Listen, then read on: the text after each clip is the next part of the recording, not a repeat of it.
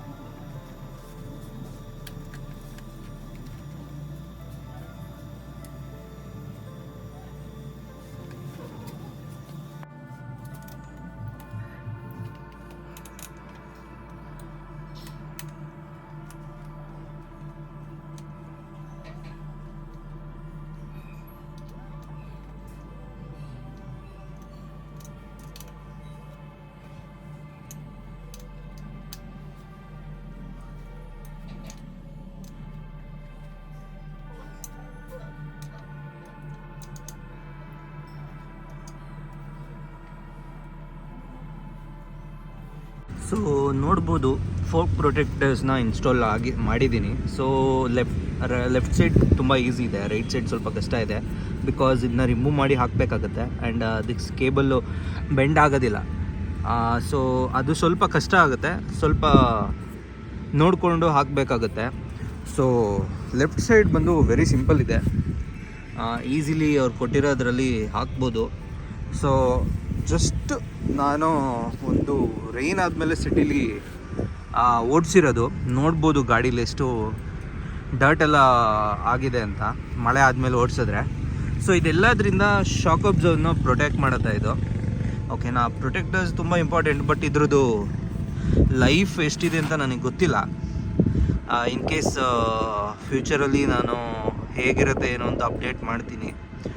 Okay, so ಸದ್ಯಕ್ಕೆ ಇದು useful ಆಗಿದೆ, ವೆಹಿಕಲ್ಗೆ ಇನ್ಸ್ಟಾಲ್ ಮಾಡ್ಬೋದು.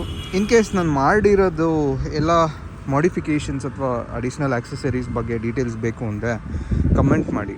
Okay, thanks for watching. Subscribe ಮಾಡಿ, ಸಪೋರ್ಟ್ ಮಾಡಿ. Let's grow together. Thank you.